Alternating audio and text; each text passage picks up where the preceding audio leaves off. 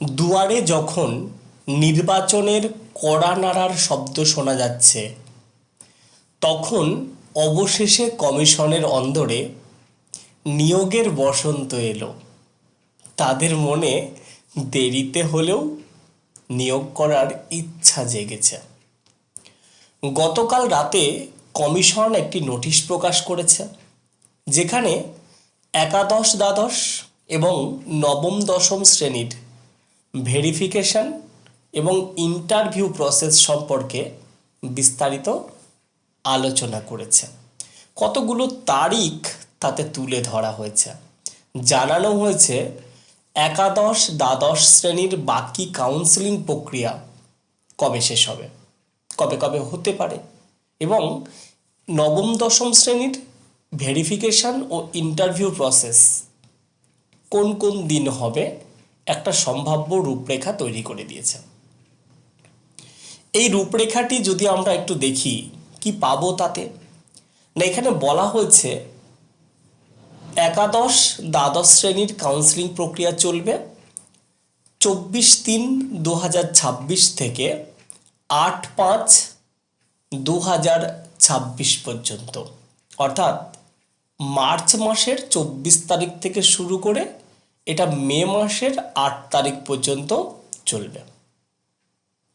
নবম দশম শ্রেণীর ভেরিফিকেশন প্রক্রিয়া এবং ইন্টারভিউ প্রসেস সম্পর্কে যেটা বলা হয়েছে 23/3/2026 থেকে, অর্থাৎ মার্চ মাসের 23 তারিখ থেকে মোটামুটি মে মাসের 18 তারিখ পর্যন্ত বিভিন্ন তারিখে এই প্রক্রিয়া চলবে। এবার এই তালিকা দেখার পর অনেকেই বলতে শুরু করেছ অনগোয়িং প্রসেস। এই অনগোয়িং প্রসেস ভোটের মধ্যে চলতে পারে, হ্যাঁ চলতে পারে, কিন্তু চলবে কি? তোমাদের কাছে জিজ্ঞাসা করছি, চলবে কি? চলার কোনো সম্ভাবনা নেই।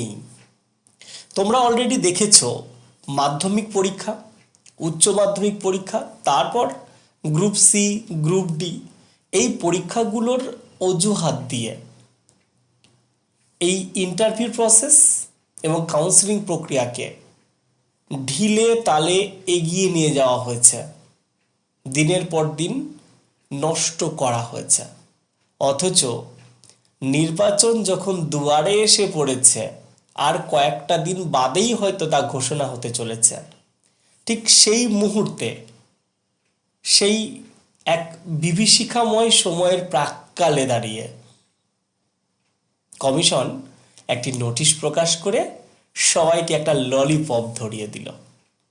তাতে কতগুলো তারিখ দিয়ে দেওয়া হলো।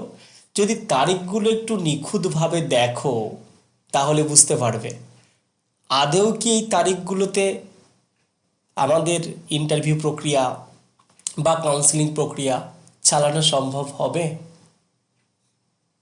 নৈব নৈব চ, হতে পারে না।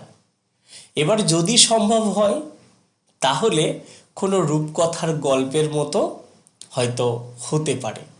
দেখো, এই ধরনের বিষয় নিয়ে আমার একদম কোনো ভিডিও বানানোর ইচ্ছে ছিল না। এবার কেন ভিডিও নিয়ে আসলাম, তোমরা গতকাল রাত থেকে অনেকেই কল করছো, সবার ফোন ধরা সম্ভব হয়নি। অনেকে SMS করছো, হোয়াটসঅ্যাপে SMS করেছো, ফেসবুক মেসেঞ্জারে SMS করেছো। এত SMS-এর উত্তর আমার পক্ষে দেওয়া সম্ভব হয়নি।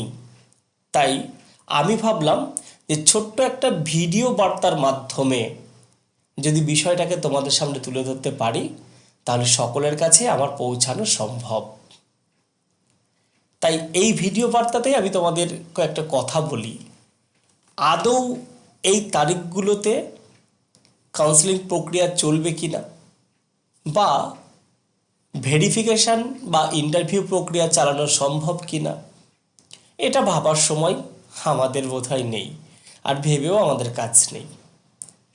যারা অলরেডি ভেরিফিকেশান প্রক্রিয়ায় ডাক পেয়েছো তারা পড়াশোনাটা করেছেও, ছেড়ে দিও না। কবে কখন কি হবে এই কমিশন বা এই পর্ষদ নিজেও কিছু জানে না।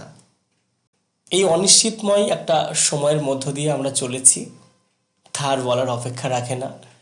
তাই হতাশ হও না, ভেঙে পড়ো না, নিজের কর্তব্য নিজে চালিয়ে যাও, পড়াশুনোটার সাথে থাকো যতদিন পারো। আজ এখানেই রাখছি, ভালো থেকো, সুস্থ থেকো।